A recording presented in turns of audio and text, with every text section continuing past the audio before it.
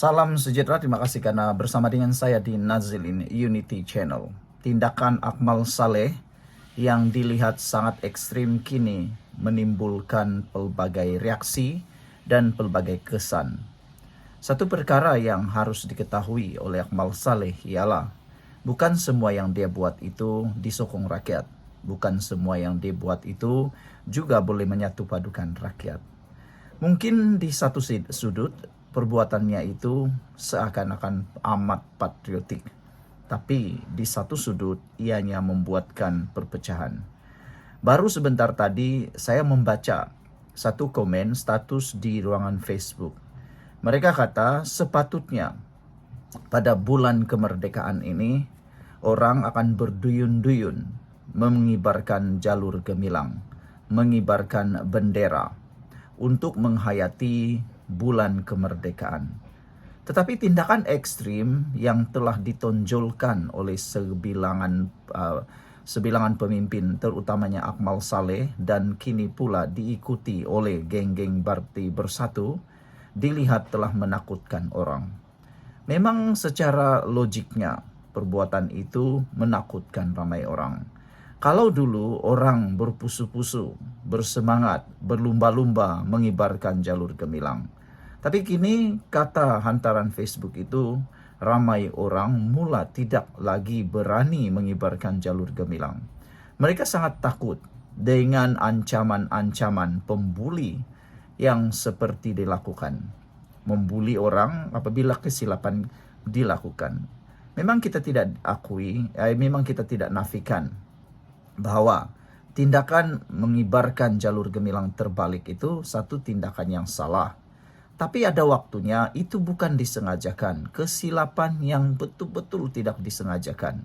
Ialah ada orang kata berapa kali nak silap. Jangan anda lupa.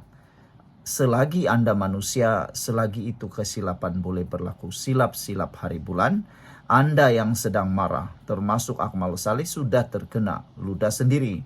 Apabila pemuda UMNO Terengganu sendiri telah pun tersilap membuat hantaran poster terbalik. Kalau saya tak silap, pemuda UMNO Terengganu. Tapi kalau bukan Terengganu tak apalah, mungkin pemuda lah. Yang penting pemuda pun pernah tersilap.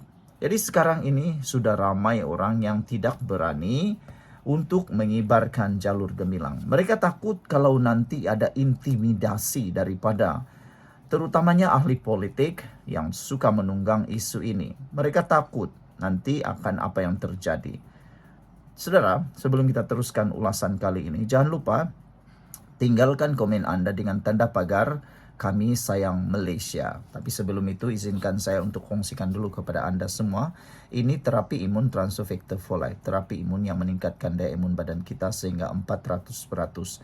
Secara umum dan ringkasnya kita kena penyakit karena imun badan kita yang lemah. Secara ringkasnya kita tidak sembuh daripada penyakit karena imun badan kita yang bodoh. Tapi apabila imun badan kita dididik menjadi kuat dan bijaksana serta dapat mengenal mana satu lawan, mana satu kawan dalam tubuh badan kita, kita jadi sembuh daripada semua jenis penyakit. Kena imun badan kita yang bertindak menghapuskan akar penyakit yang bertapak di dalam tubuh badan kita. Dapatkan produk yang hebat ini melalui nombor telepon saya yang tertera, dan produk ini lulus KKM, diperakui oleh doktor-doktor di seluruh dunia, halal dan penemuan paling bersejarah dalam dunia kedokteran abad ini. Dapatkannya sekarang karena mungkin ini jalan yang Tuhan tunjuk kepada Anda lepas daripada masalah kesehatan Anda.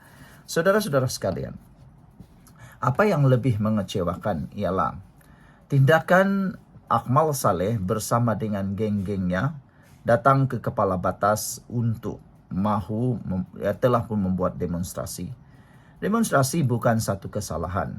Dan laungan demonstrasi bukan juga satu halangan. Tapi kesan natijahnya selepas itu siapa yang tahu. Akmal Saleh datang dari Melaka, datang ke kepala batas. Kenapa tidak di Melaka? Kenapa juga datang ke kepala batas? Dan yang lebih mengerikan ialah laungan para penyokong Akmal Saleh selepas itu yang dilihat amat provokasi. Jadi ini satu tindakan yang benar-benar merugikan Malaysia. Bayangkan Kalau selama ini bendera berkibar di mana-mana, sekarang ini sudah mula orang takut untuk mengibarkan bendera, terutamanya mereka yang berbangsa Cina dan India. Mereka kata takut nanti ada lagi orang snap. Tapi tak apalah, sebenarnya ini boleh jadi satu pengajaran. Kita sebelum kibarkan bendera perlu lihat dulu. Tapi biasalah kan, kadang-kadang bendera tuh waktu di atas tanah, waktu kita ikat seakan-akan betul, tapi bila sudah dikibarkan baru nampak silap. Dan yang lebih menjengkelkan ialah semua orang sekarang terpalinglah siapa cepat dia jadi hero.